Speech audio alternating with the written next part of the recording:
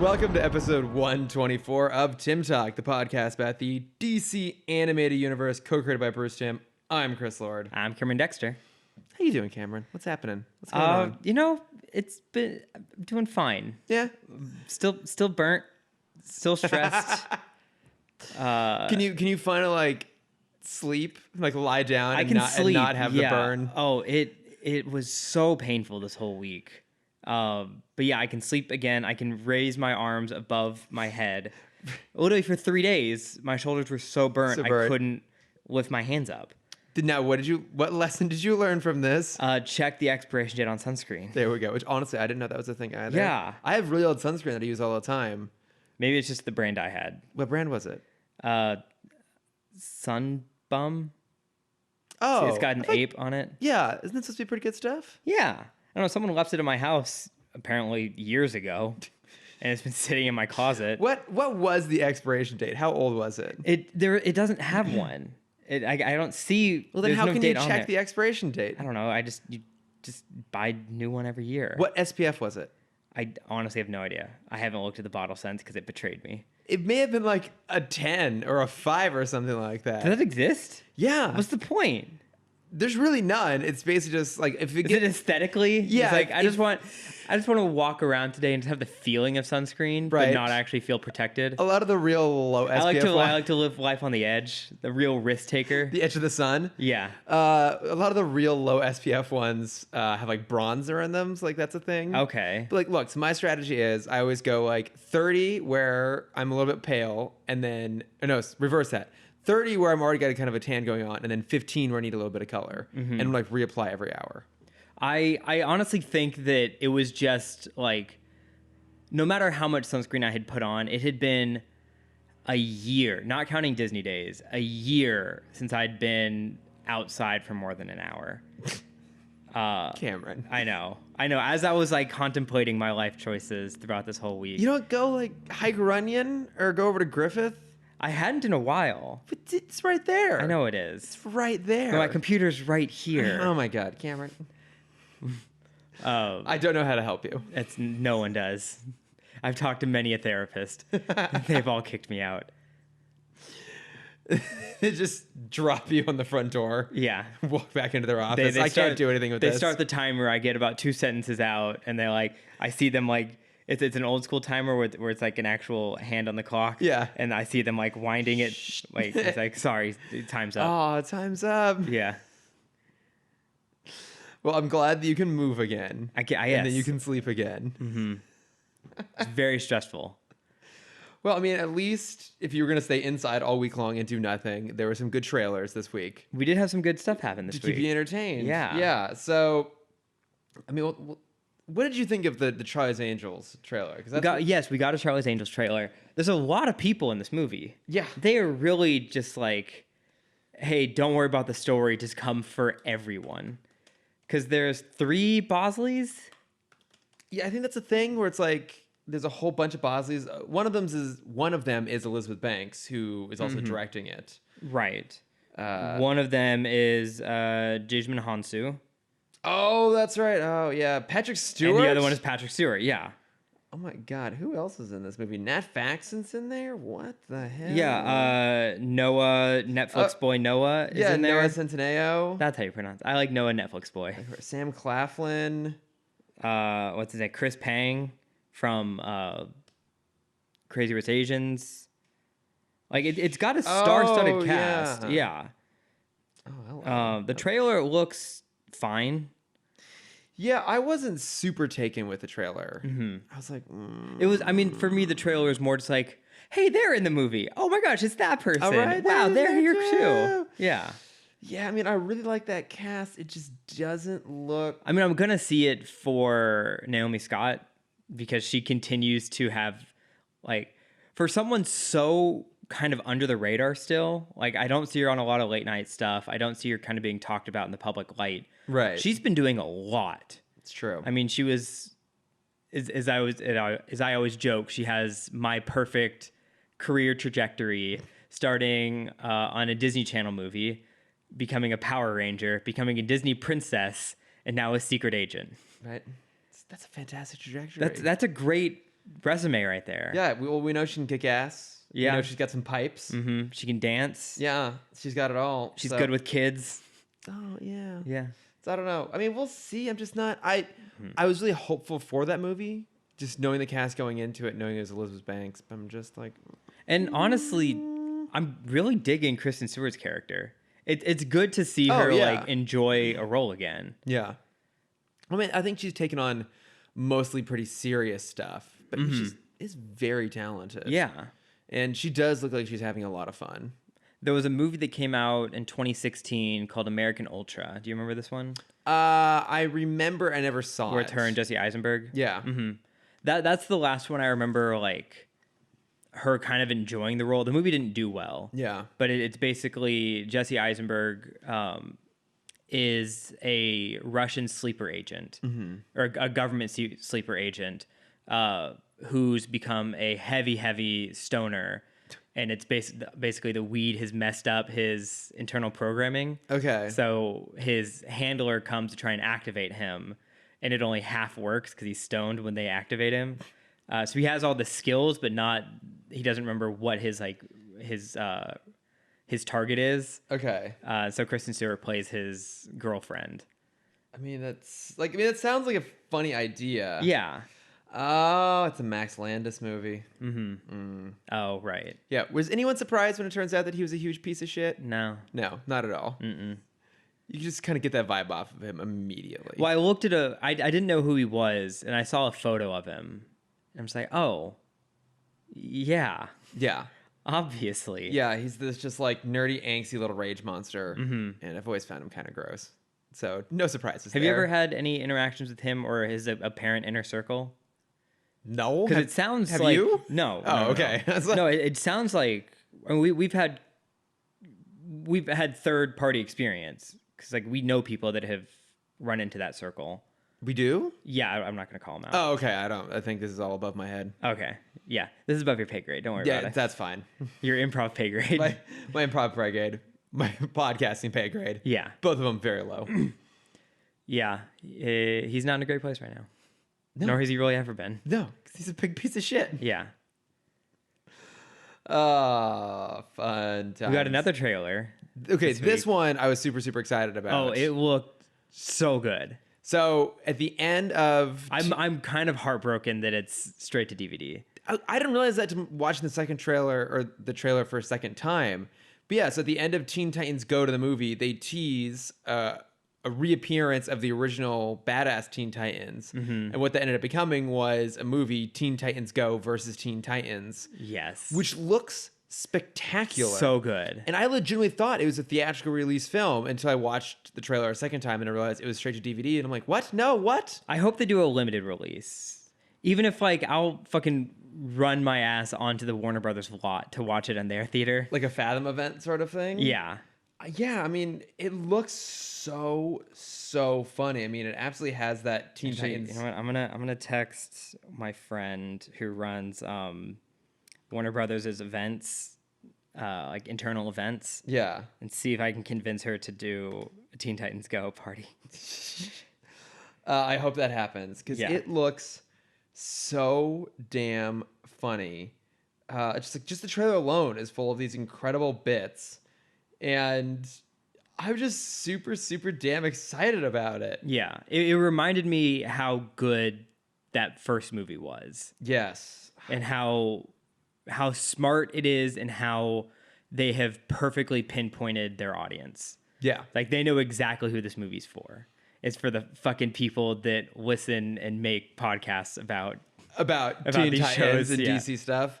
No, I mean, it looks so funny. And I haven't rewatched the original Titans show in quite some time. It's worth it. And I need to watch more of Teen Titans Go, the animated series, but I'm just super damn excited about it. So there's the final shot of the trailer is, I mean, it's basically, as you texted me, it's Warner Brothers' attempt to rival Into the Spider-Verse. Yeah. And that last shot of the trailer, I paused it and analyzed it for a good couple minutes. Of course you did. And you see a bunch of different iterations of the Titans, including their original character designs. Oh, really? Yeah. Like the comic style designs? Oh, Yeah, so I saw God. Starfire and I saw Raven in the background. I couldn't find anyone else's original. Oh, and I saw they have Nightwing in there. Yeah, I see him in the credits here. Yeah. God damn, it looks so fantastic. I know. The art for I did realize it's a DVD movie and not movie or a wide release. Theatrical, yeah. Because the art is a little less polished than the original series. It's like there's not. Oh, okay. I mean, just to fit in the Teen Titans Go world, they kind of removed a lot of the shading, and it just feels a little flatter. Okay. Oh yeah, that's the shot. I'm looking at it right now. Yeah. So okay, I So see. top left, there should Okay, be yeah, Starfire. I see original comic Starfire, original comic Raven. Yeah, I'm seeing multiple cyborgs. Nightwing is top center. Yeah, Nightwing's in there. This section here looks like the DC direct-to-DVD animated versions of Cyborg, Beast Boy, Nightwing, Starfire, Raven. It just keeps going on. There's so many random weird things in there. I know, I love it, and I love the bunny cyborg front and center. Oh, I missed the bunnies. Oh yeah, because he's the biggest thing. Well, but I mean, I just saw the other cyborg. But there's like animal versions. There's like a bird raven, a bird robin. Oh my god! I know. I'm so excited for this movie. I don't know exactly when it comes out. I haven't found an actual release date yet. Did it just say coming soon at the end of? Yeah, it just says coming soon, and there wasn't anything on IMDb. But I want this movie now. Okay, I mean they'll probably do some announcement at Comic-Con. Probably, yeah. Maybe what's something else premiering at Comic-Con this year? What is it? Hush. Oh, that's right. That's gonna be bad. Mm-hmm. Yeah. It just doesn't look very good. Mm-hmm.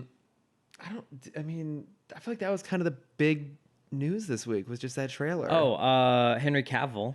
Oh, that's right. Yeah. Very weird news. Yeah, so there's been a movie in the works for a while about Enola Holmes, who is the younger sister of Sherlock Holmes, who I guess this would be considered a spoiler for the Sherlock show. Have you watched all of it?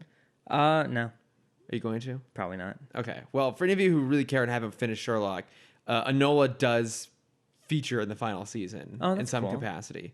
I kind of forgot that she exists. Maybe she's a character from the books. I'm not quite sure. But I guess there's a book series focusing on the younger sister of Sherlock Holmes. And so there's a movie in development for a long time starring Millie Bobby Brown. Nancy Drew?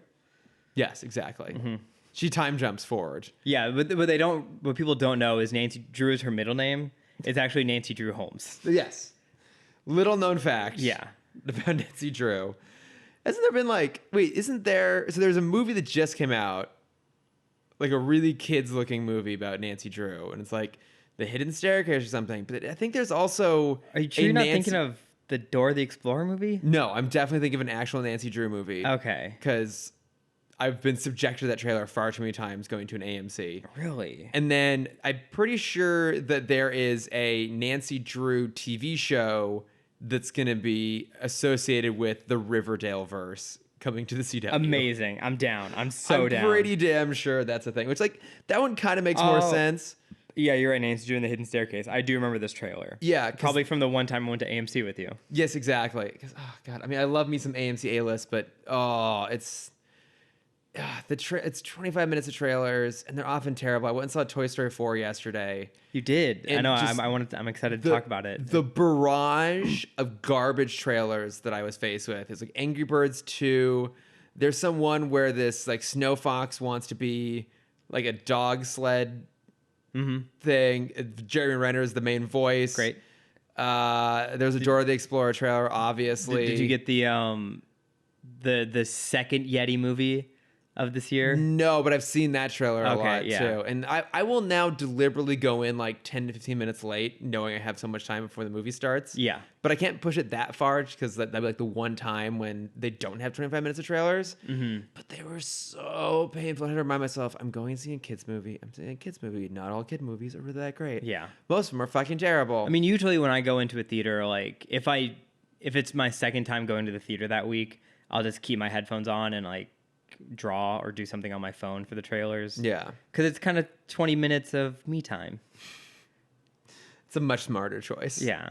That's for me. It's just 20 minutes of sadism. Of just rage. Yes, just slowly accumulating rage. Like maybe that's why I haven't been enjoying movies as much recently. I have to like come down off of my trailer rage. But anywho, so this Holmes movie that's coming out, Henry Cavill has been cast as Sherlock Holmes. Which is such an odd choice. I feel like he has to debulk. I mean, I can't. One, he's not going to. I know. Maybe, I mean, we still have The Witcher for him coming out later this year. Oh, that's right, his show, yeah. So maybe we'll see kind of like a smarter, even though I know nothing about The Witcher, maybe we'll see a different side of Henry that made someone up higher up be like, oh yeah, he'd be a good Sherlock. Look, I think he's very talented, actually. As do I. I still say that there's a glimmer of a really good Superman. He's just saddled with bad movies. I really liked The Man from U.N.C.L.E. I love him as like the dumb guy. But he wasn't dumb in that. He was pretty smart. Yeah, he was an agent. But he wasn't like the smartest. Well, no, but I guess that's the same with... have you seen Mission Impossible Fallout? Yeah, we saw it together. Did we? Pretty sure. In IMAX? Maybe. I'm not sure. I'm not going to match up. Okay, but yeah, I mean, he's smart in that. He's not the smartest guy in the room. Yeah.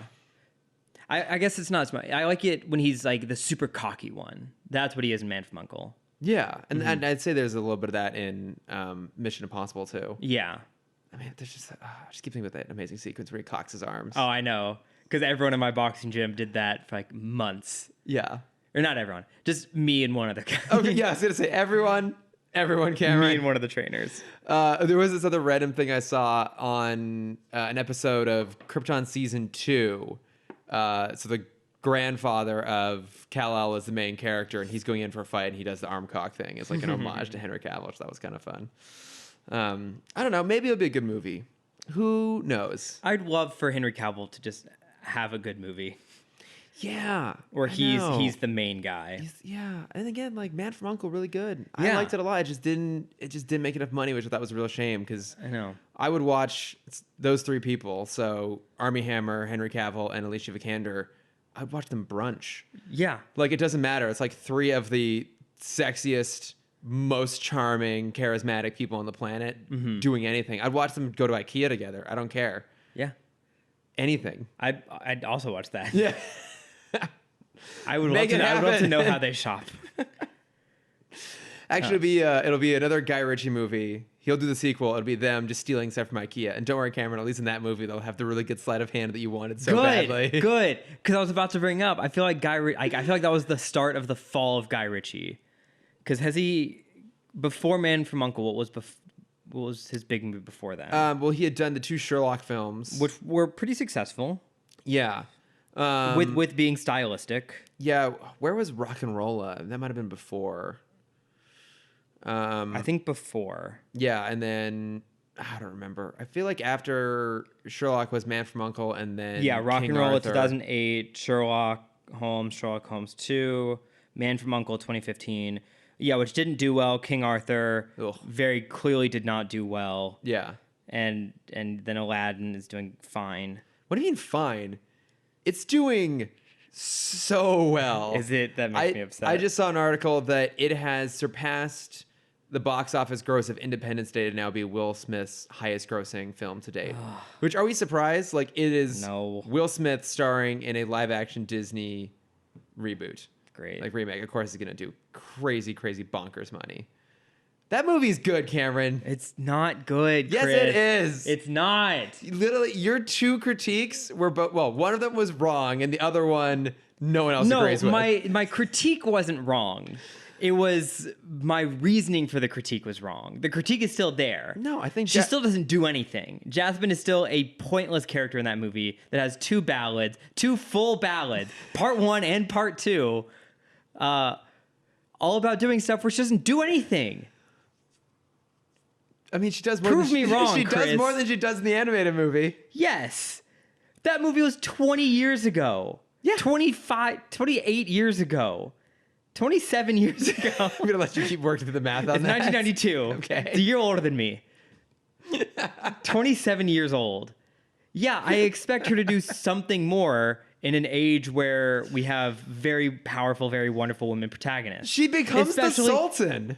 Yeah, she just doesn't do anything as Sultan. Because the movie ends when she becomes the Sultan. The movie's about then they her. get married. Oh, for God. I mean, okay, I have acknowledged I have a problem with that.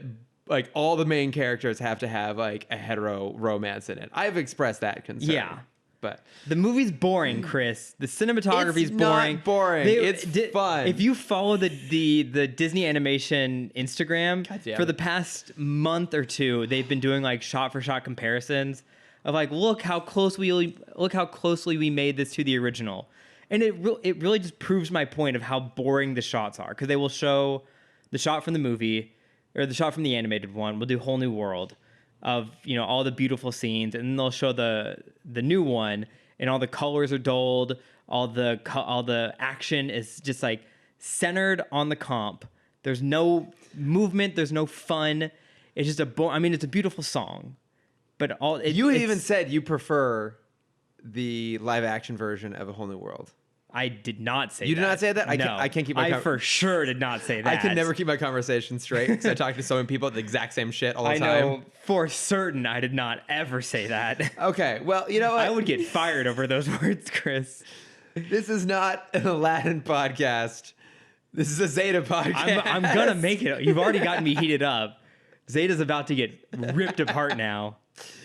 I mean, I didn't think these were that bad this week, but I also was really only half paying attention. Really? You didn't think the complete, utter destruction of the character of Batman was a good episode?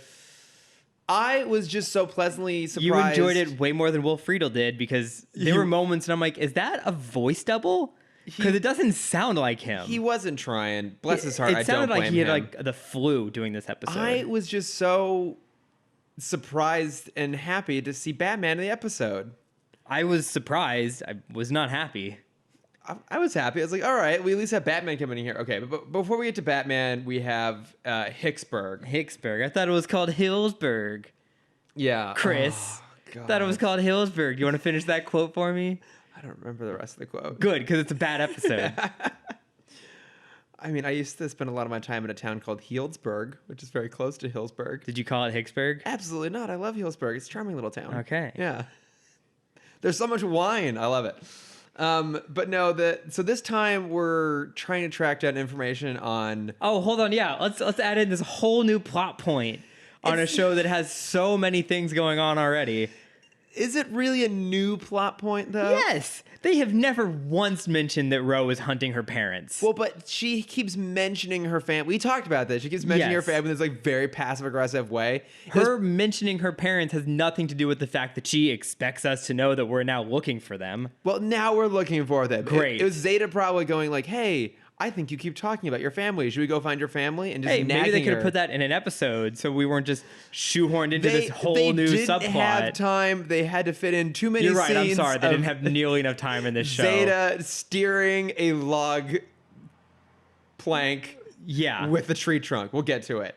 But so Ro is trying to... For the entire third act. The entire third act. Ro is trying to track down information on her family, so they decide they're going to Hicksburg, which was the first foster home that she went to, which basically looks a lot like Tahoe. Yeah, I guess so. Yeah, like I mean, it's most like southern small towns. Yeah, that's kind of the weird thing for me too. Is like a southern small town, but it's clearly set in the Northwest because they say we're heading to the West Coast. Well, they also say it's in Oregon. Oh, okay. They did say it's in Oregon? Yeah.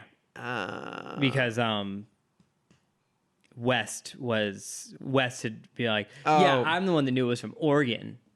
Because he was watching Entertainment Tonight, where the fuck it was. But so they go talk to Ro's first family because they may have information on her actual family. So, and she doesn't want to go really because she really hated her stepsister, who's the nicest person we've met in this entire series. But it's well established that Ro's quite a bit of a brat. Yes. Like, she teeters on the edge of likable in pretty much every single episode. Yeah. I was just amused by the fact that her sister, her ex-foster sister, is dating a guy named Walt Merkin. Mm-hmm. Now, Cameron. Yes, it's Walt Murdoch Jr. No. No. Do you know what a merkin is? No. It's not spelled the same way, but a merkin is basically the equivalent of a pubic wig.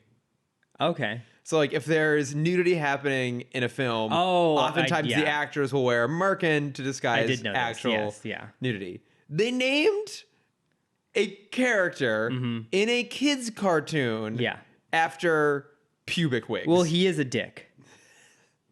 I mean, he kind of is. He very much is. He really is, because so the extra layer... After they already knew he's a good person, one, he tries to kill Zeta. Yes. And then he tries to turn him in immediately. So, because a robot kissed his girlfriend. Well, yeah, because the extra layer of absurdity in this whole thing is that Ro really wants to impress this family, so she has Zeta use his infinite credit card to buy a whole bunch of expensive stuff. Also, tangent on this. So I just recorded a podcast with Sam Gash. I'm going to be on one of his upcoming episodes of I Do a Remake talking James Bond. My God, it was such a fun fucking conversation. I think he has to do a lot of editing because it was very long. I'm sorry, Sam. But he was talking about Zeta. He actually remembered watching Zeta as a kid. He's probably one of our few listeners that has actually seen the show. I'm so sorry, Sam. And he was saying that even as a kid, he recognized that that infinite credit card that Zeta has would break the world. Yeah. Because it is basically just generating artificial currency. Because clearly it's not being withdrawn from an account. Otherwise, the NSA would have shut it down years ago. So every time he uses it, he's just flooding the economy with fake currency. And presumably, there are tons of these robots out there. We know there are because we at least have IU-7. So there's a whole bunch of robots out there that are constantly flooding the economy with fake money, which means that eventually the whole economy of this future is going to collapse. Yes. So that was a very wise assessment on his part. Mm-hmm. Good for him. I know. I'm glad he found the one plot hole of this show. But so in an effort to... So hold on, we make a lot of points about... you make a lot of points about the show asking, is this okay for kids? Clearly it's not. If a child can see the problem with the currency. I mean, for many reasons, this episode in particular is not good for kids. Because what Zeta decides to do in an effort to help Ro impress her family is that he takes on the visage of a very famous movie star, Adam Heat, who seemingly seems to play characters with the same name in the movies. Yeah. Because the opening sequence is Adam Heat in a movie fighting this giant robot. And both of which are way more interesting than any Zeta character we've met so far. This is absolutely true. And as I was watching that, I was like, okay, maybe they're going to do something interesting here and have a commentary about like humans' obsessions with robots as villains. Like this idea that robots are automatically assumed to be villains. Like the Futurama did? Like the Futurama episode already did? Did they do that? Yeah, where they go to Robo World for the first time, where robots think humans are the monsters. That's right. Yeah. See, I was hoping they'd do at least acknowledge that idea because, you know... No, Simpsons already did it. Well, yeah, I mean, Simpsons have done everything at this point. I mean, oh, yeah, that's true. They had the Westworld parody episode, Itchy and Scratchy Land. Yeah. Where you can buy Itchy and Scratchy dollars that won't be accepted anywhere in the park. So fitting. But... I thought at least they were going to dive down that path a little bit and be like, oh, everyone just assumes that robots are the villains all the time. That's why they're featured in your movies as villains. Or even after they watch that trailer because there's a little like hover promotion bot floating around antagonizing them. And then Ro dumps a soda. Which I definitely see being like an actual futuristic thing. Oh, that's totally going to happen. That's yeah. absolutely going to be a realistic thing in the future. Probably in less than 20 years. But she dumps a soda on the robot, which destroys it, which one doesn't make sense because shouldn't that thing be able to survive outside? But anyway, she kills this robot and Zeta doesn't say anything about it. You think you'd be like, oh, like that's a robot. Like, as you know, robots, you know, are a form of life in their own right, and you just destroyed it. No commentary on that whatsoever. Just going right along there. You're already too smart for this show. Well, that's odd. Thank you.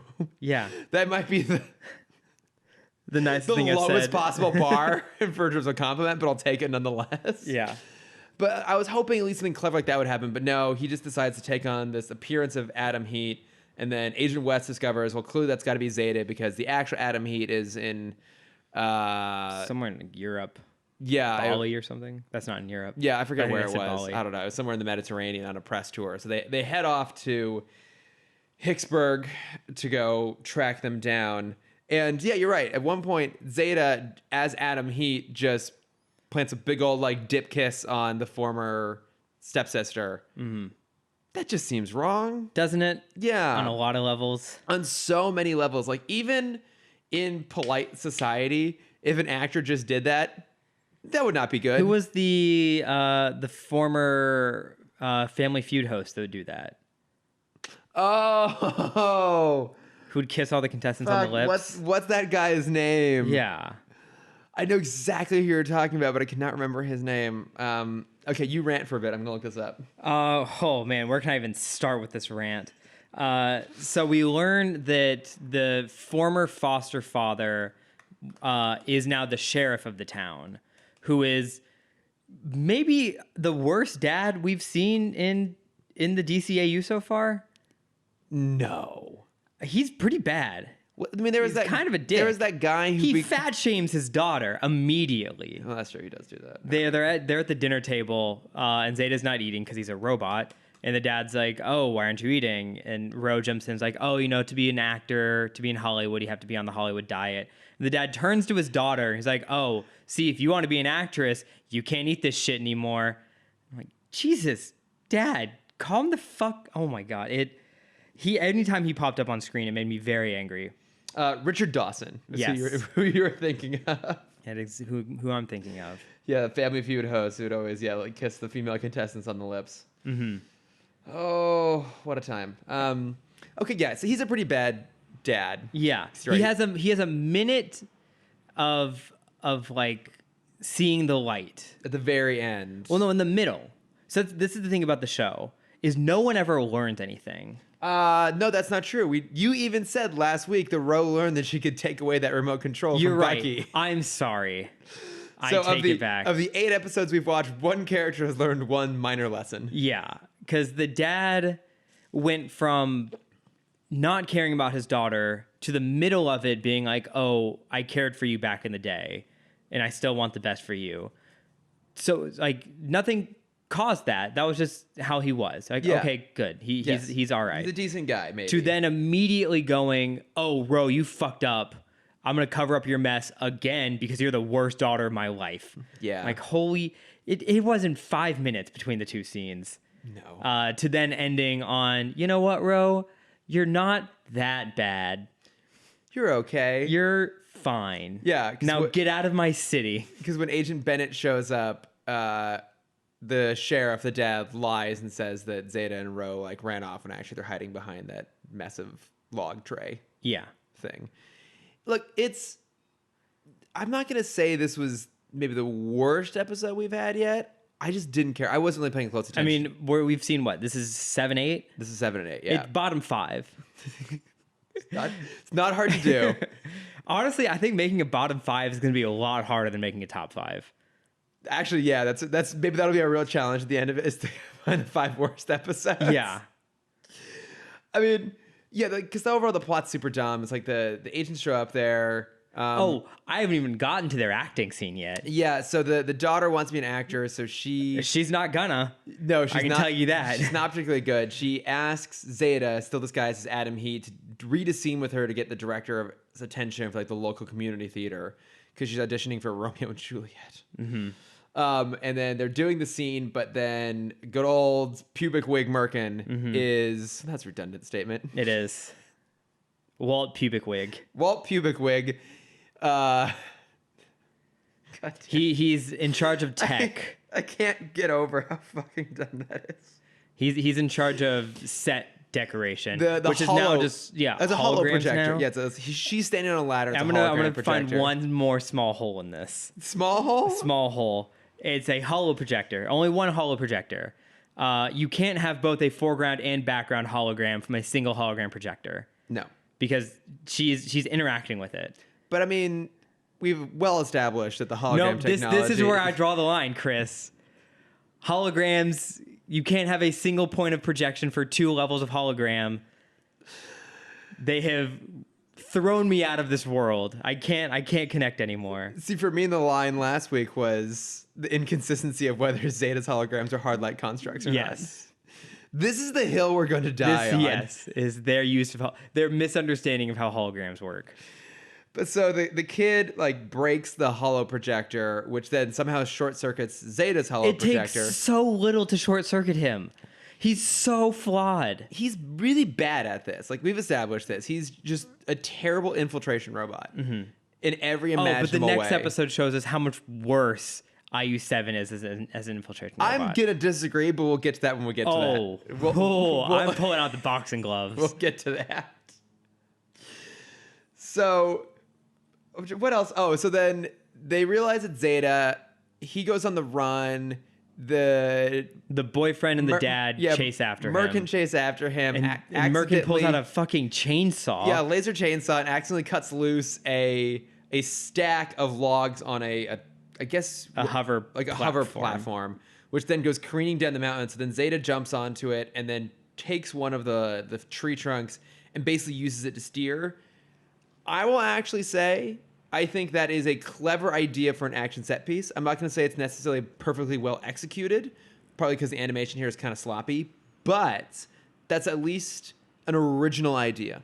Yes, I will give it that. So let's give it one little... I'm not giving it a gold star. I wasn't even getting That's like a 1 of 5 points of a gold star. They get 1 corner of a gold star. They just get a little triangle. Yes. Yeah, it gets like a little nod. We'll see if by the end of this season if they've made a full star yet. It's not even like a golf clap. It's just a little nod at the head, like okay. All right. Okay, I see what you're doing here. Yeah. All right, I'll give you some credit. Yeah, and then the cop lies and they get away. Okay, but there are a couple things that I want to talk about. Please try and save this episode for me. No, these are things I'm being critical of. Some little things I thought was very interesting. One, so the sister is kissed by, she believes, Adam Heat, and passes out to the point where Merkin has to go off on his hover bike to go to the pharmacy to get smelling salts to wake her back up. Like, she is knocked out to the equivalent of getting KO'd in a boxing match. Yes. By this kiss. Okay. So many things wrong with that. Because he's still a hologram.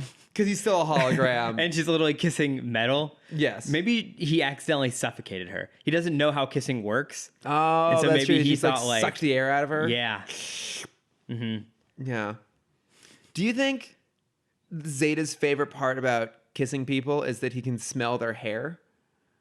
No. Well, because that's where his olfactory sensors are, like on the top of his head. No, I know. I know where you're trying to go with maybe this. that's what he loves about that. It's like he really loves anyone who has great shampoo. So maybe she just has like this fucking fantastic shampoo and conditioner. Yeah. He's got like a nice coconut smell to it, and he just like got absorbed by it and just like maybe it short-circuited him. kissed. Yeah, exactly. Everything else does. Everything else does it.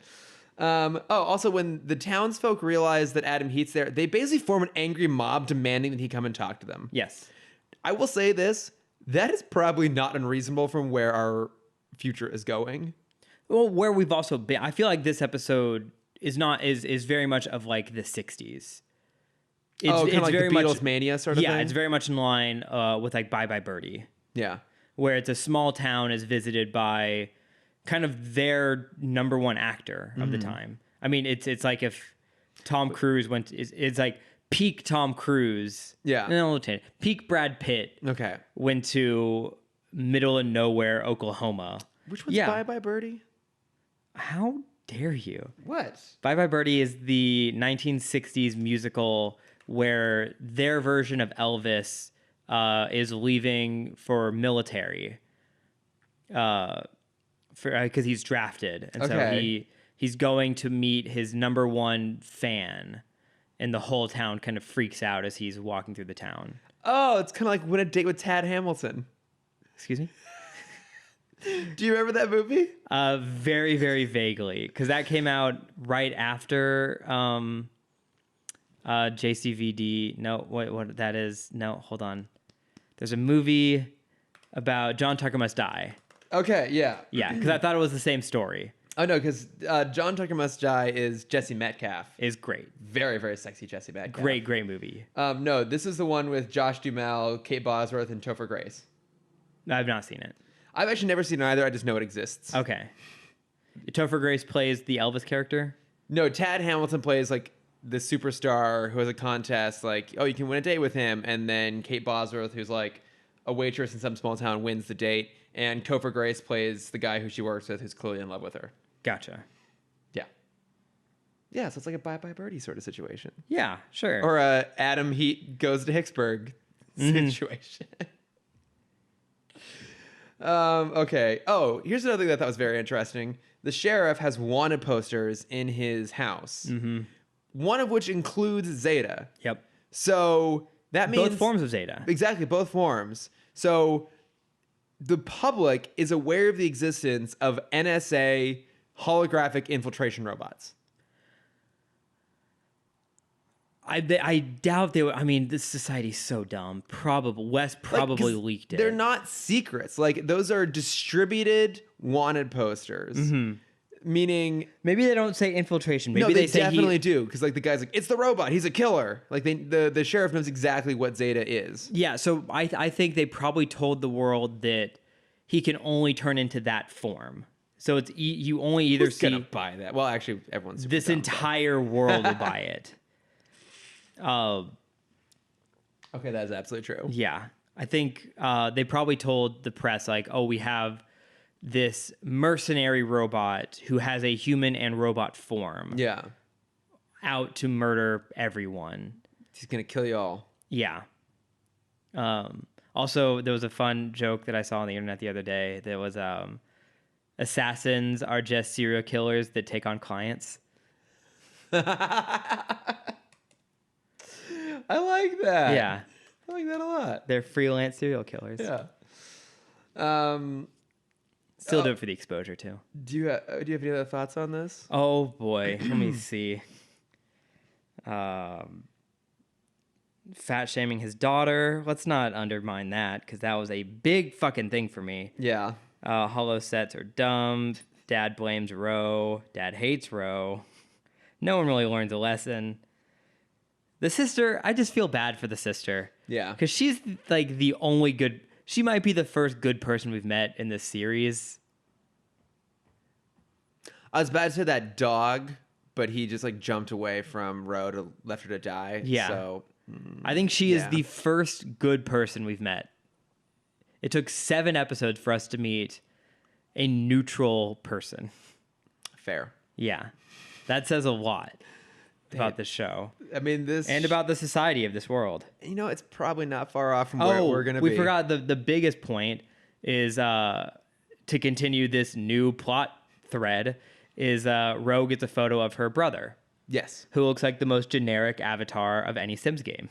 Yes, actually, very much so. He kind of looks like Agent West a little bit. I mean, it's not. It's clearly not. But also, hang on. She's Wally's granddaughter. Hang on. You're right. Everyone in the show looks like a generic avatar from the Sims game. But I was going to say, shows introduce subplots all the time.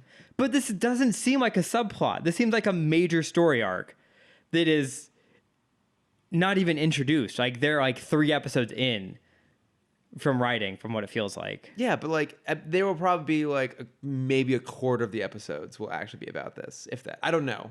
I just think it would be nice if someone in any episode, maybe like a commercial, maybe brought this up.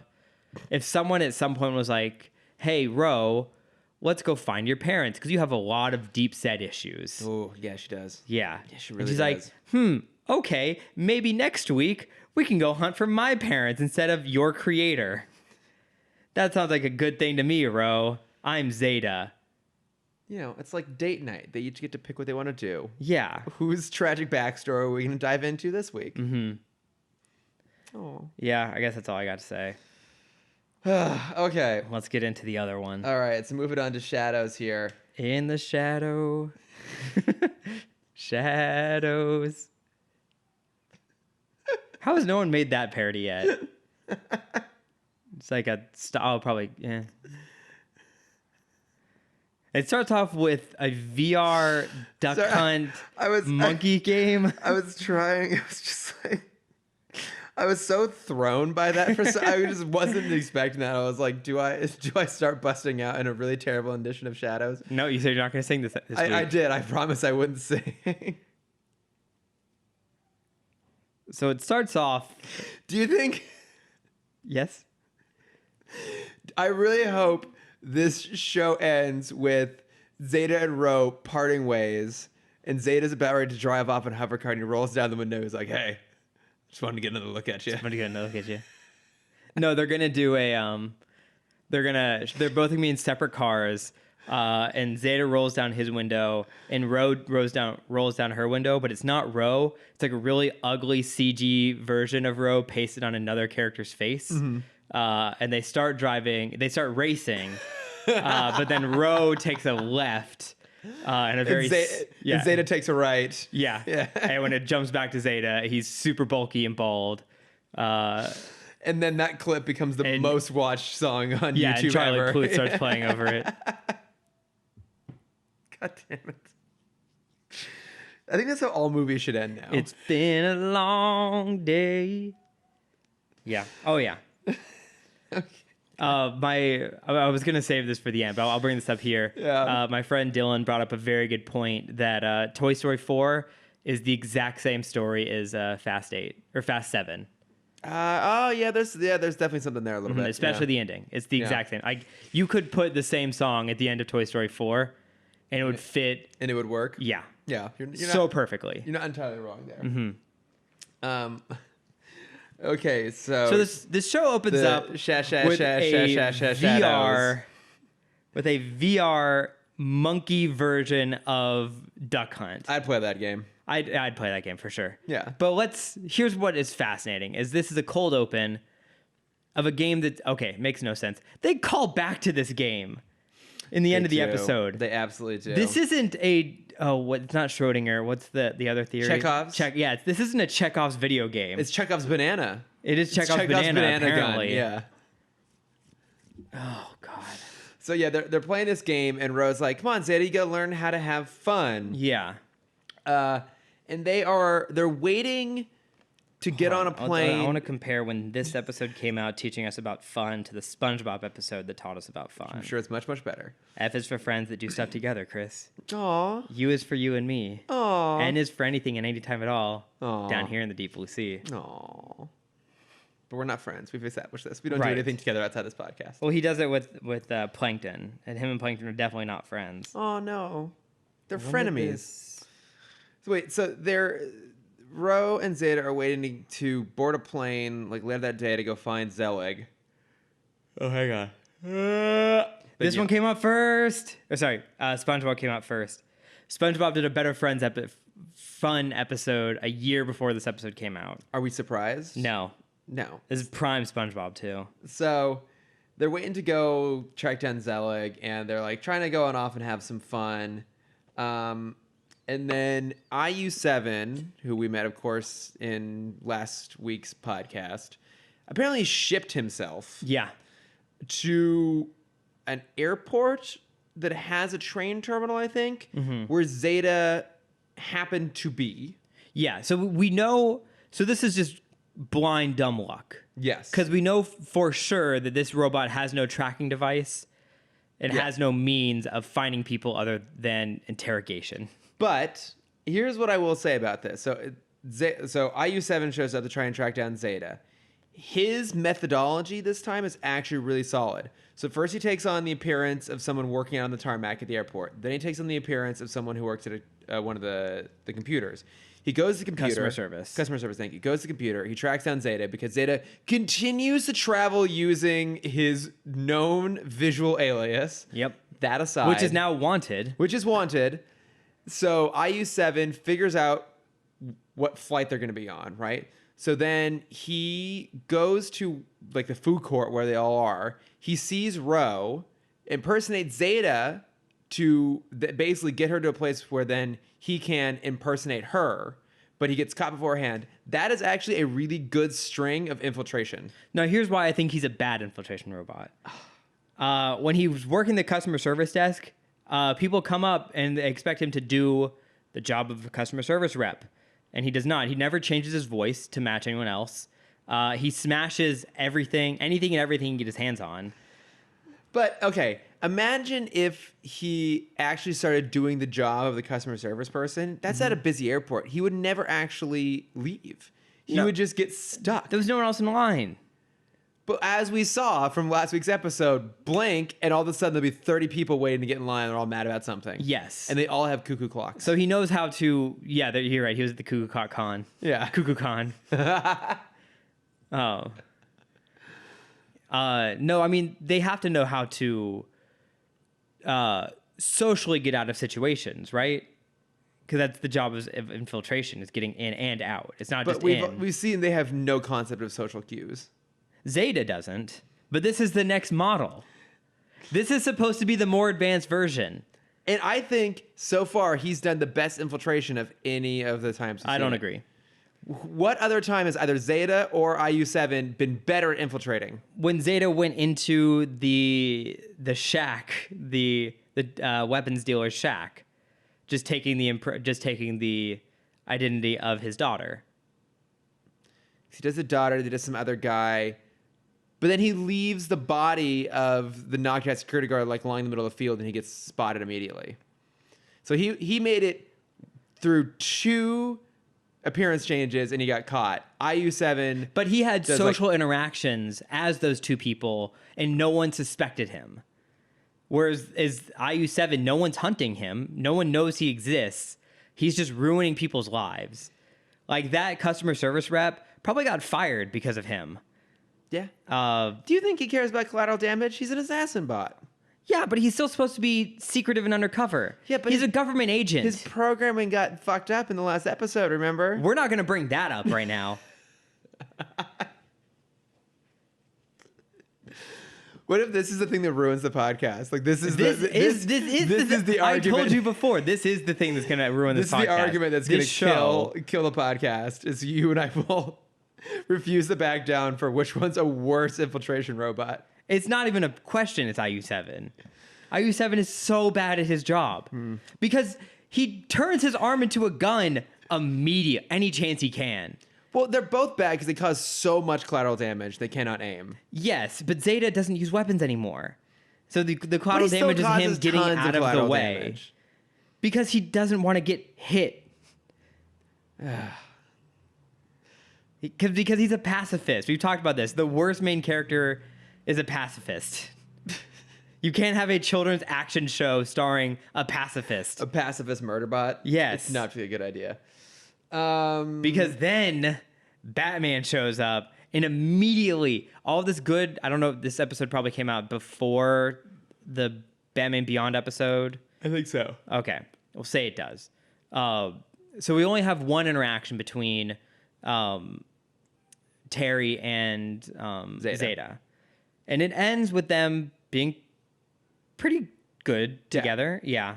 And then when we see them the next time, they're still good together. Yeah. So what happened in this episode where just immediately Terry's like, yeah, he's an asshole. I messed up. It's because humans don't trust robots. You're right.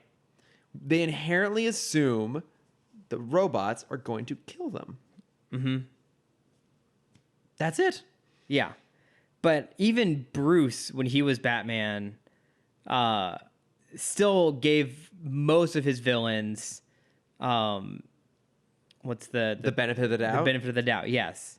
Pretty much everyone except Poison Ivy. Well, but every time Bruce did that, though, as soon as it seemed to go awry, he immediately doubted them, right? That happened with Harley in Harley's Holiday.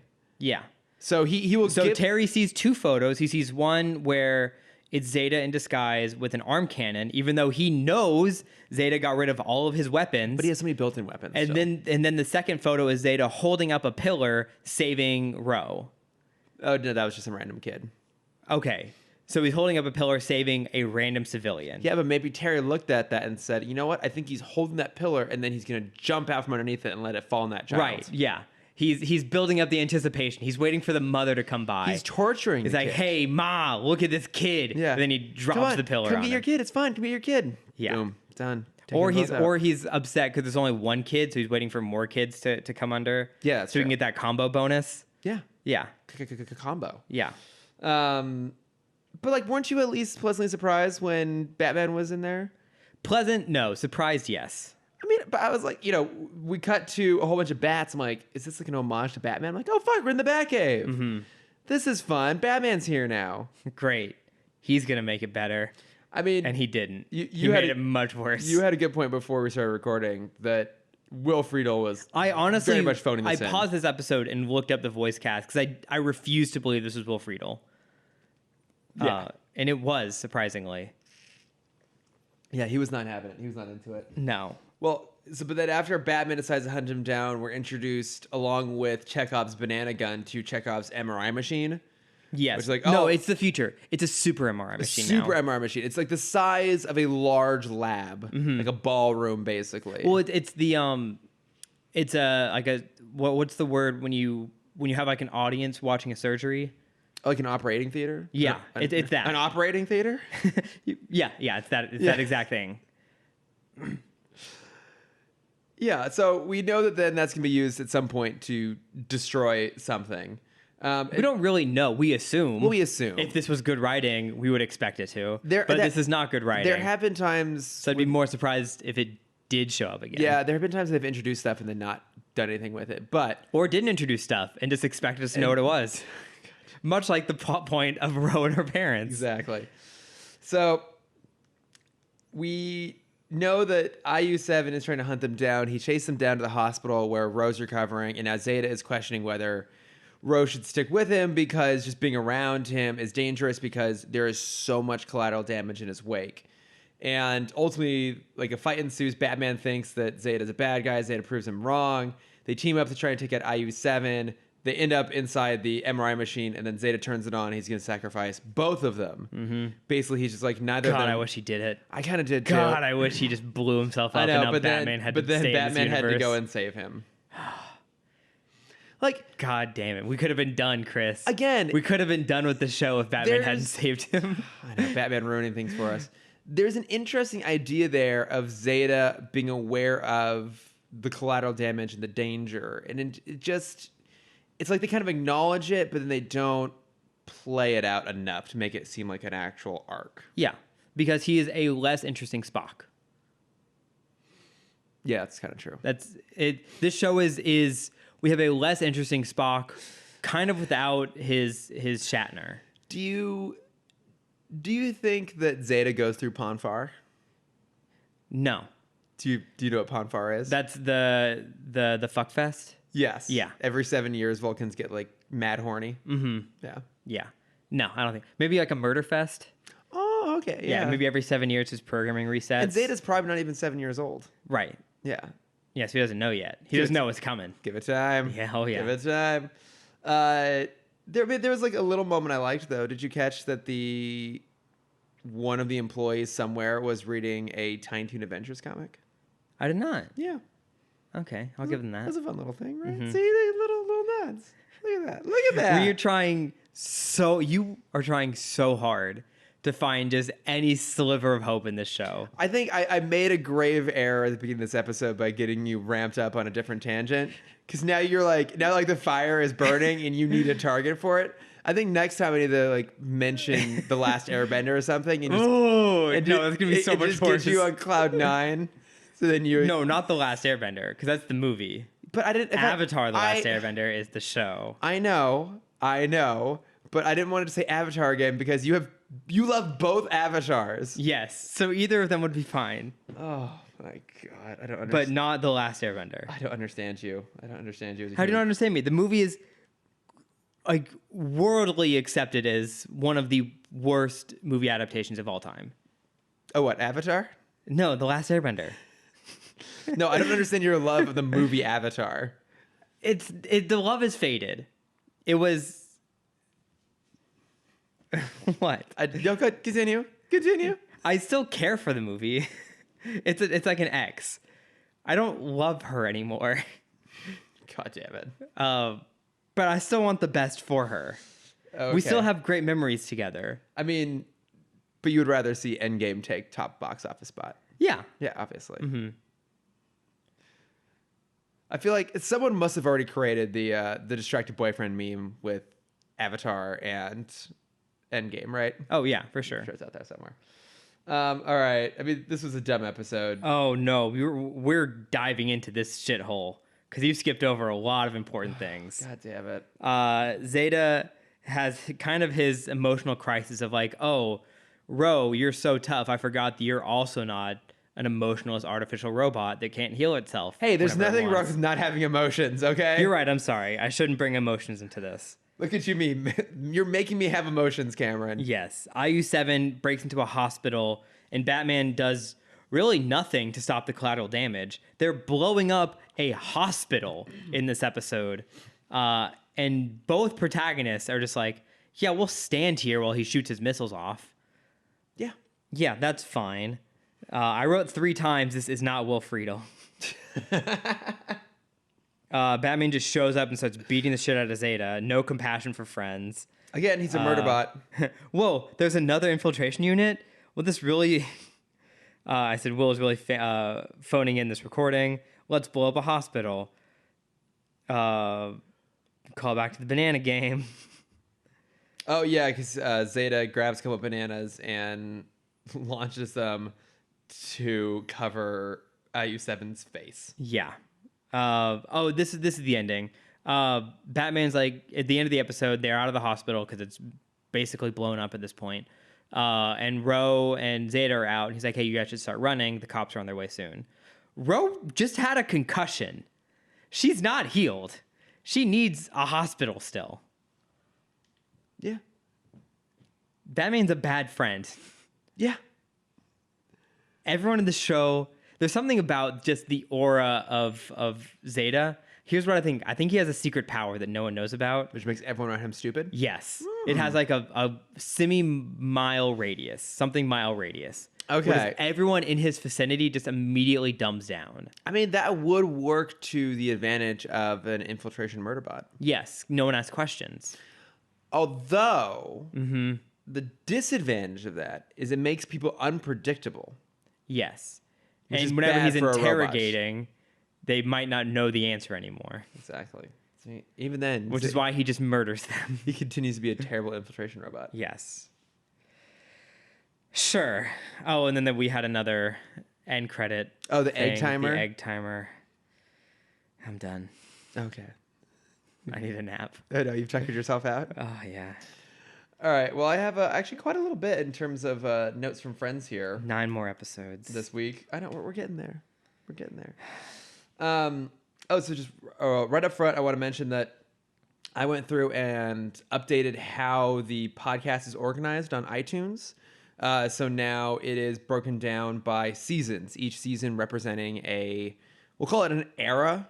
So season 1 is BTOS, season 2 is Superman the Animated Series, season 3 is Superman / The New Batman Adventures, season 4 is Batman Beyond, and now season 5 is Zeta. Yep. I wasn't sure what to do with bonus episodes. I just left them within the respective seasons they would have aired during. Just like most shows, it really starts tanking after season 4. Yeah, really, real hard. Maybe it kind of hits its peak roughly around season 3. Yep. But don't worry, it's going to swing back around again for season 6, 7, and 8. 9 more episodes. We're almost there. But yeah, so that I reorganized that over this last week, so it's a new way of looking at it. And then speaking of kind of the older episodes, the guys over at DCAU Review have been doing Superman this month, and they had reached out to kind of the collective DCAU group on Twitter asking about which episode to watch, and they did Unity, and they hated it. Good. It was their lowest rated episode. Good. So far. Have they watched any Zeta yet? Well, so that was the funny thing. That's why I'm bringing it up specifically. As I was listening to the episode, they were saying how much they hated this. They actually docked a point so that it would be the lowest episode yet, which that was hilarious. But they said that, they had remembered Zeta being bad and watching Unity gave them hope, to which I must say, guys, don't have hope. No. I would rather watch Unity. I would rather watch Unity every week, I think, than continue to watch Zeta. Yes. Agreed. But we're going to get through it. We're going to do it so that others don't have to. Yeah. That's what we're here for. We're noble. We're making a noble sacrifice here. Yeah. Just like Zeta trying to kill himself. I'm tired of this utilitarian bullshit. Yeah, so there's that. And then, so just kind of a couple comments people were writing in. So we had a comment on Facebook from David Paul Barklow III, who I will always say has the greatest name ever whenever he writes in. And he said he has a pitch for a villain in The Batman. Oh. Throw in a slightly altered Phantasm and mix it with the Reaper from Year 2, the character upon which Phantasm is based. Make her another vigilante that goes too far. I would say just put in the Reaper, but Year 2 was not such a good story. So, but I like that idea, actually. I would love to see a character like Phantasm or even another original villain be in the Batman. I mean, how would you feel about doing an adaptation of Phantasm or even just doing a completely original character in there? There was I'm trying to find this. I had a conversation with a coworker recently where she was talking about someone to play Catwoman in the Batman movie, and I realized that they'd be a much better Andrea Beaumont. Aubrey Plaza. There's a campaign of Aubrey Plaza playing Catwoman, which I don't think would be great. She was on what's his bucket? Fallon, Kimmel, Colbert. I think it was Fallon. Fallon. No, it was Colbert. She was on Colbert. Did she say she wanted to? There was they did like a bit about it where she's like, "Oh, I heard you might want to play Catwoman," and like they put cat ears on her, and she like crawls across. I just can't being her. I can't see her being like the overly seductive character that is Catwoman, that is Selena Kyle. Yeah, I don't see that working. And to be honest, I don't think she'd be a great Andrea Beaumont either. I think she'd be better than Catwoman. Yeah, but I don't think either of those work for her. I think she's too snarky. Yeah. I think. I don't know. It's just like Catwoman has this sort of sultry side. I think what I love about Aubrey Plaza, but I think would work against her in those roles, is that she always has this air of like she's surrounded by idiots, but in this very kind of dismissive way. Whereas Selena knows she's surrounded by idiots, but takes advantage to it. Yeah. Whereas like Aubrey Plaza kind of has this like, I don't care, I'm walking away sort of thing. Selena would be manipulating people. Who do you think she could play in the... I also threw out Huntress. I think could be interesting. I don't think I'd want it, but I think she could do pretty good as Huntress. I don't know if I can really think of anyone that... I mean, I'm being very limiting in terms of her actability. I'm sure she could play any of these roles and play them really, really well. Yeah. I haven't... I mean, obviously I don't do horror, but I'm curious how she does in... Child's Play? Yeah. Yeah. Yeah, I don't know. I just, off the top of my head, I can't think of a role that I would really like to see her in a DC film. I could see Baby Doll is another one I thought of. Maybe, yeah. I think she would be good in like a Funny or Die sketch, playing one of these characters, like playing a send up to one of these characters. I think would be good, but I can't see her playing the straight version of it. Yeah.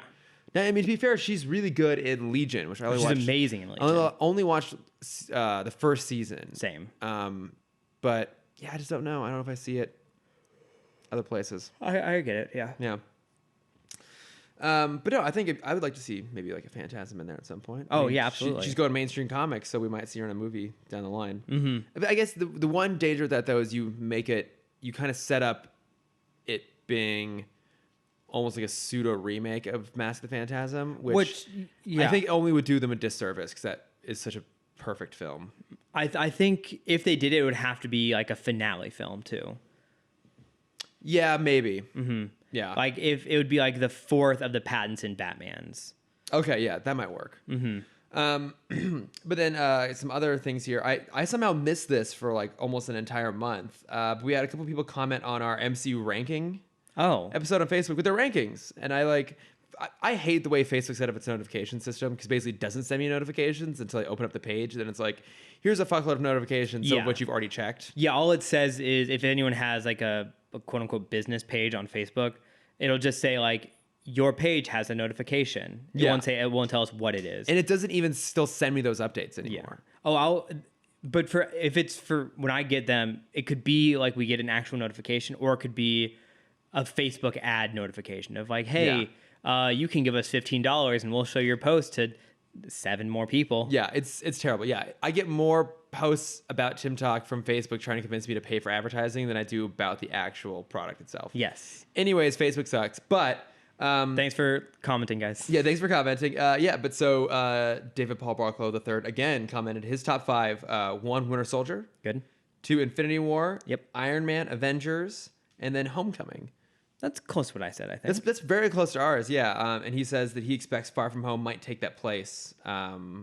So it might It's be next week. I know it's next week. Super excited about that. Heard great things already. Yeah, same. And then Dave Mattingly said his top 5 was Ragnarok, Iron Man 3, Guardians 1, Avengers 1, Infinity War. So also a good ranking. I think there are a few people out there that really, really love Iron Man 3. One of my favorite podcast hosts, Chris Hewitt from the Empire Podcast, he says that's his favorite Iron Man movie. I was a convert. I hated that movie before I rewatched it recently. Yeah. I was always like bottom 5 on my first list. I was always a defender of it until I watched it again a third time. And we've talked about this at length, kind of our thoughts on that movie. But no, those are pretty solid lists. And I think you see with a lot of consistency across the board that there are just a handful of the MCU movies that are like the best. Yeah. Winter Soldier, the first Avengers movie. Infinity War, Guardians. Ragnarok, Guardians. Yeah, it's usually like a lot of those are up towards the top, and then, one or two real personal favorites thrown in there too. Yeah. But I mean, it just goes to show like the power of that franchise. Like, one, they have like legitimately amazing films, and then very personal ones speak to people that take those side spots. And yeah. It's great. We're getting another one next week, and I'm super know. excited. Super excited about It's the first of the next phase, too. No, it's the last. It's the last of Phase 3. Oh, okay. Yeah, it's kind of like the epilogue of Phase 3 in some ways. It's like the post-credit sting of the entire phase. Fits. Of the Makes Infinity sense War to have saga. a 2-hour post-hour sting. I know, right? And then we do have some more messages from the lovely Ashley Clark. Hello, Ashley. So let's see. She did message me telling me to read Long Halloween. Yes, she did. But she also acknowledged that she's been getting guilty for years for not having read Harry Potter. Yeah. So, and I understand that. And I said that, you technically had not read it. Fuck off, Chris. I bet I know more about that franchise than you do now. But she did say, as long as they're unabridged, they can count. And she says, sorry, but I'm siding with Cameron on this one. I don't care how you consume your narrative. There was an interview that popped up on my Facebook feed this week with Stephen Fry talking about him doing the recording for those. Because he said there was one, he first met J.K. Rowling when he was recording the first book. Yeah. He didn't expect it to be this huge thing. Yeah. And so he kind of, when he's telling the story, he's like, I don't remember myself being this like what's the word? He like talks down to her. Okay, This pompous- condescending. Yeah, condescending about it. But when she retells the story, I'm this monster talking to her. Yeah. And so in the second or third book, she writes a sentence that Stephen Fry just can't get out for some reason. It's just like 4 words that always trip him up. Yeah. And so he's like, I need a break. I can't figure this out. So he calls up JK in the middle of the recording. She's like, hey, do you mind if I just change this one sentence just because I can't get it out? She says, absolutely not. You have to read my book word for word. Yeah. And he says that woman, that spiteful woman, put that one sentence in every book after that. Oh, really? Yeah. That's fantastic. Yeah. And I'm like, good on you, JK. I think JK was just mad because Stephen Fry had decided to be gay without her deciding for him. Yeah. Yes. Yeah. She wasn't ready for that information to come out yet. She had not yet decreed that statement via owl and sent it to him that Right. he was allowed to be gay. Exactly. So, what happened to you, JK? I do have a theory about that, though. Okay. About JK, is when you live with these characters for so long, they're so personal to you that, like, you have these kind of conversations. She's had these characters in her life for 30 years at this point. Yeah. So, like, she knows everything, and she probably, doesn't... For her, when you live with these characters for so long, it's not that you, like, make up new information about them. It's more you learn information about them. And so I think it's just as she's writing, or as she's kind of continuing on with this life, she's learning more about her own characters. And she's like, oh, I did figure this out today as Dumbledore is coming out. And I know it's not the strongest argument. And I know she is a little crazy now. Yeah, she just needs to let it go. She needs to let it go. And the thing I don't think she ever could. No one else is. But she just like keeps... They literally just made a new app about Harry Potter. Well, but she just keeps digging herself in deeper holes. Yeah. And again, there's a lot of criticisms to be thrown out there. Like, there's one, the criticism of this idea that like, oh yeah, like, you know, I totally wrote this character as gay, but it's never in the text anywhere. And then deciding after the fact that it was. And then deciding after the fact that apparently like Dumbledore and Grindelwald had like a really intense sexual relationship. Like, really, where's this coming from? Yeah. And I think, you know, she is one of those creatives that has just dug herself a deeper hole. Yeah. And she really should just kind of let it go. Well, here's my and I also maintain that she is part of the reason why the Fantastic Beasts films have been so terrible. I have another idea about JK, where this is everything that's coming out now is stuff that was on the cutting room floor. And now we're understanding that it was cut out for a reason. Yeah, that's probably a very good point, actually. Yeah. But there's a little bit more from Ashley here. Okay. So we were talking about where do we cast Keanu Reeves. And she would like to see Keanu Reeves as a male version of Mercy Graves for whoever they replace Lex Luthor with. Yeah. I think that'd be really cool. And she says, as much as Keanu Reeves seems to be a genuine person... Would we ever get a Lexi Luthor? I mean, it's been done. Yeah. I know it was done in the Superman Earth 1 comics. Oh, that's awesome. Yeah, well, there was a Lex and like a Lexi, whatever. Well, in Smallville, he has a sister. Yeah, who he also slept with at one point. Huh? Yeah. Huh? Do you not remember that part of No. Smallville? Where when they first introduced that character, like it's established that she has a sexual relationship with Lex, and then years down the line, it's like, oh, by the way, that's your sister. Great. Yeah. Is that why he lost his hair? Yeah, exactly. Freak the fuck out.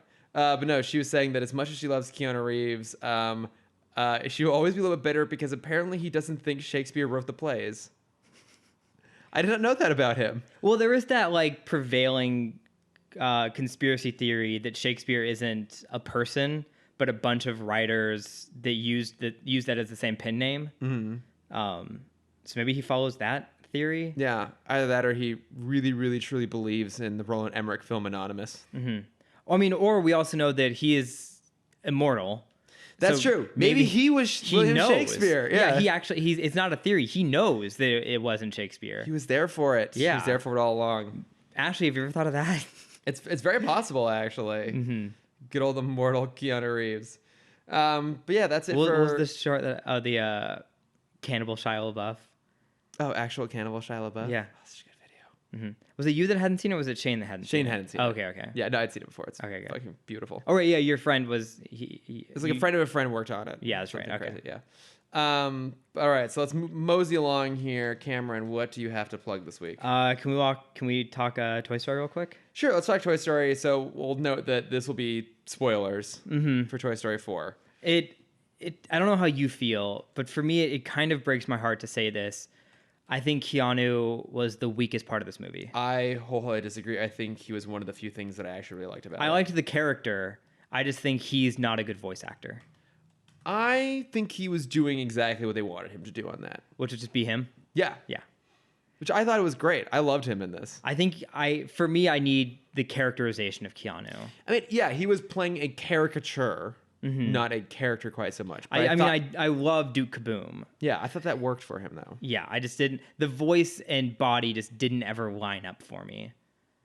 Like the voice, like the actions were so wild and crazy. Yeah. And then Keanu was never really above like a 6. Oh, man, there's something fair to that. Yeah. That's what I mean. Whereas like I think he was the weakest part. Is like Okay. he didn't. His voice doesn't match the intensity of the character. Okay. But this. So you said what were your thoughts on the movie? You're not a big fan. I enjoyed it. I will probably never watch it again. Okay. I thought the whole thing was kind of pointless. I get it. I get how this is the next logical iteration of what happens to toys, right? And like these relationships, like they spread, like they move apart over time, and that, you know, what was once a favorite toy kind of gets cast aside. I just wasn't super invested in the story. I just didn't really care that much. Okay, that's fine. Yeah, I was like, and I there were moments that I was like had a glimmer of an emotion, but it really didn't get me at all. It got me hard, and I think it's like I resonate so much with the the concept of just like, I mean, the through line of this movie is kind of regret and winning someone back. Because that's kind of Woody's goal, is he wants to be important in someone's life again. Yeah. And that's, what's the villain? Gabby. That's 100% her story. Yeah. She's cast aside and now blaming herself for it, that she's not perfect. Yeah. So she can't ever go back into the world until she is. And I don't know, I feel like I don't want to resonate with those story points, but I feel like I do. Okay. I went home and made a list of like, as a very regretful person, I made a list of like my like life chapters based off of who I was pining after in my life. It wasn't healthy, that's for sure. Go on. I don't wanna. No, you're down this path already. Continue. I mean, there's not much else to say. It's just like. So then, what did you do with this list? Oh, nothing. So what was the point of the list? Just curiosity. Just like, can I categorize my life based off of the women that I was trying to win the affection of? Yeah, I can. Okay. Yeah. I mean, okay. I'm not. You want to analyze this for me, therapist? No. I'm just. You know what? This movie made me realize I really need a therapist. I'm not going to judge you actually, because I have like relationships in my past that I'm still hung up on that are like still causing problems for me in my own ways. So I'm not gonna judge you in that regards. How dare you judge me in this regard? He never listens to me. Vasilius, he's taking the words right out of my mouth. Oh my God. No one would ever want that job of being our podcast couple therapist. I would love to see someone's actual job be like podcast counselor. Yeah. It's just like it's the level down from it's probably the level up from. This is like a Dr. Phil sort of scenario you're breaking down here, basically. Yes. Yeah. Yeah. Good old This could definitely doctor. be like a Twitch stream. Yeah. Like a Twitch version of Dr. Phil. Dear God. As you bring in video game team. This is actually a good idea. You bring in like professional video game teams that aren't syncing together anymore. You bring in podcast duos or trios or hosts that they're just constantly bickering with each other. Mm-hmm. I think this could actually be a thing. Could be a thing. Yeah. It's our next podcast. Oh God. It's fixing other podcasts. God. I don't need any more podcasts. YouTube personalities. Instagram no. stars. I don't want to try and fix influencers. I don't want to try and fix influencers. They're already broken. That's true. I don't want to deal with them. Mm-hmm. No, I mean, I look. It's fine. To me, it just wasn't.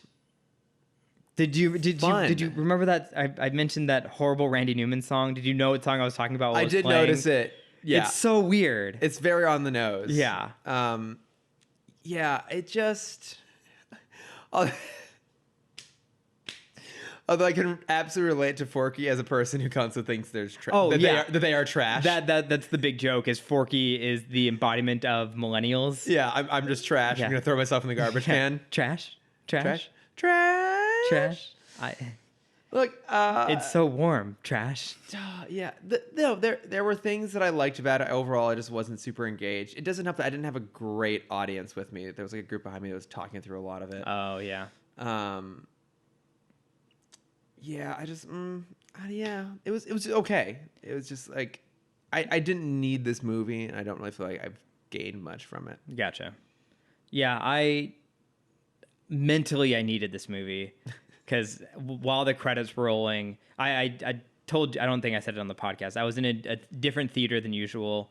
I love sitting in the front seats, but this one was the seats basically like you can almost touch the screen from the front row of these seats. So I was basically like my back was in the seat. Okay. And my feet straight up in the air watching this on the big screen. So I felt like I was like sitting on the ground watching it. So you know what I mean? Yeah. Okay. Basically. Yeah. You get the visual. Yeah. The way you described it, it sounded like you're going in for like a gynecological exam. That's basically what it was. God. I mean, no one else was in the front area with me. I should have taken the hint when I went up to the counter because the machines were broken, asking the guy for my ticket, and I picked my seat. He's like, "Are you okay sitting this close up?" I'm like, "Yeah, this is where I always sit." I should have taken that as a warning. It was super close. Yeah. Just for your visual example, the screen was closer than this wall. Okay, so that wall is about, I don't know, 20 feet from me. That's not 20 feet. Oh, yeah, is that about 20 feet? No, because this is 10 feet. An average room is 10 feet tall.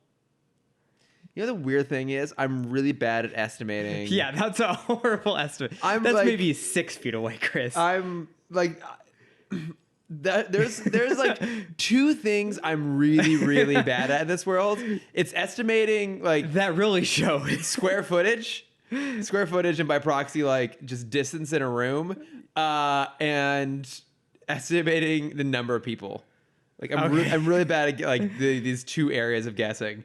Yeah. If someone's like, "Hey, like about how big is this room and how many people can hold?" I'd be like, I need 3 feet by 3 feet, and I think 150 people can fit in it. I need a tape measure, and a calculator. I will like collapse into a ball on the floor and panic. Well, that's how I felt at the end of this movie. Is when the like it's probably 10 feet in front of us. Yeah, okay, probably about 10 feet. Mm-hmm. I'm gonna get my tape measure afterwards. Yeah, to figure this out. But yeah, I was very close to the screen, and so when the movie was over, I was basically in a ball, laying on my chair, just like mentally begging for someone to come and give me like physical human touch. I do kind of get where you're coming from on that. Mm-hmm. And I actually, you know what? I have more to share along those lines off air. Okay, yeah, this is a much better off-air conversation. The movie did have some sort of emotional effect on me, and maybe not in the best way possible. We'll do that off air. Not everything needs to be on a podcast. I still feel very vulnerable after that movie. I'm not going to disagree with you in that regards. So we'll talk. We'll talk. Yeah. What else? And then I watched Yesterday last night. Oh, how was it? It's good. It's a good movie. It's fun. The music's good.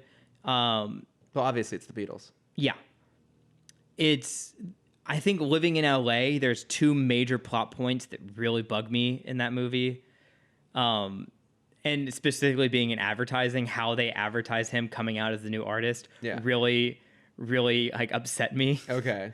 I don't want to go into too many details. That, and then the typical like rom-com setup of how could you choose me over your work? Other way around. How could you see your work over me kind of scenario? Yeah. Which I feel is so overplayed, but also living in LA where everyone chooses work over love, it just feels so normal now. Wait, does that make Lily James in this movie the Adrienne Grenier of The Devil Wears Prada? Yes, 100%. Yeah. I was just going to bring up Devil Wears Prada. Okay, because like I only watched that movie for the first time within the last year. Did it for Gay It Forward, and my big takeaway was her friends are pieces of shit. Her friends are assholes. Yeah, like you should support your friend in their career and acknowledge. Yeah, that, like, they're doing very well in their career, and you were blaming them for being successful. Yeah. Okay, but I love Lily James though. I do. She's great. Okay. Mm-hmm. She's like nothing she does is ever mean or bad. Okay. She is kind of, she feels she's holding him back. Okay. Kind of situation. Oh, okay. So it's like a self-sacrificing, like I'm gonna let you go. Mm-hmm. Be free. Yeah. But yeah, the whole thing is it's a fine movie. I think it's worth seeing in theaters. If you don't, it's a great airplane movie. Like that's my new bar. Yeah. It's like, is it worth watching on a plane? Yeah. Okay. I mean, this would be like top tier airplane film. Okay, I do want to go see it. Yeah, it's on my list. It's worth a watch. Okay. Nice. And then one small thing, because they cover it pretty quickly in the movie. It's not just the Beatles that people forget. There's a bunch of things that people forget. Oh, okay. Like Coke. But clearly this movie is sponsored by Pepsi, because there's a shot where it holds on a Pepsi can for a good like second and a half. Yeah. Like just a close-up shot of just a giant Pepsi can. Oh my God, I'm sure Danny Boyle loved doing that. Oh yeah, and then the main, I don't remember the guy's name. The main character is just like, but what about a Coke? And the mom's like, a what? Like a Coke? She goes, I don't know what that is. Pepsi's the most popular drink around here. Jesus. And I'm like, oh no. I don't know about Coke, but I had this amazing RC Cola waiting for you. There's a like 3 or 4 moments of like that where it's just like, They never. That's my problem. Is they never explain how everyone forgot these things, because there's a few other things people forget, and there's one that's like the bug at the end of the movie, and I'm like, don't fucking throw that in. Like, let us have a good ending. But it's fine. It's good. Okay, I do want to see it. So. What have you been watching, listening, reading? So I do want to plug the latest video from Maddie Washburn and everyone else at the Watchtower database. Maddie did this amazing video on LGBT representation in the DCAU. I saw. Yeah, and it's basically, I mean, the premise of the video is essentially like acknowledging kind of the lack of LGBT representation in the DCAU, and basically why that was one of the creative's faults, and they found little ways to bring it in here and there. Like, there was even a character that they referenced as being gay that I had no idea. I was like, well, go watch the video, and then you'll know. Go watch the video. Now we're still in spoiler territory. Yeah, and so, but no, it's just really, really sweet and really heartfelt, and Maddie was kind enough to reach out to me when they were putting it together, basically just want to get my thoughts on it. And I had very little input on it, basically. I was like, no, this is amazing as it is. Like, it's super informative and very, very sincere and very sweet. And it's really, really, really fantastic. I absolutely recommend go checking it out. I mean, they always do such incredible work, and I just have a particular soft spot for this one for obvious reasons. But definitely go watch it. And then the other thing I've been reading recently is the Midnighter comics. Okay. I've been taking full advantage of the fact that DC Universe still exists to get caught up in a bunch of comics. Sponsored. Yes, exactly. Please give us money. I finished all of the Batman Beyond comics up to the point before they do like the Future's End reboot, and then all of a sudden becomes Tim Drake as Batman Beyond. Gotcha. But I finished out the series that I've been wanting to finish out for years. It's all right. There's some good stuff in there. There's some kind of lesser stuff. We get some more info on kind of what may have happened in the DCU, because technically it's a different timeline. But they're good comics. But I started doing Midnighter, and they're weird. They're kind of interesting. They remind me of like the collaboration between Grant Morrison and Frank Quietly. So in terms of like new X-Men, some of the Batman stuff, All-Star Superman, where like the stories are just a little bit kind of off kilter, but they're good, and the visual style reminds me a lot of Frank Quietly. Gotcha. And I find that a little bit jarring at times. They look, I mean, I'm not going to say it looks beautiful, but it definitely has a cool look to it all the way through. And Midnighter is a super interesting character. So I'm like basically through the first collected volume, and there's a couple more that I'm going to read through. But no, I mean, they're pretty cool. I like them. Nice. Yeah, I know nothing about the character. He's if you're going to very simplistically summarize him, he's like gay Batman. Cool. But what he actually is a guy who was kidnapped as a child and then completely reprogrammed his computer in his brain. So whereas Batman has conditioned himself to like estimate all of his... But it's a gay computer? A gay computer, yes. Gotcha. Big gay computer.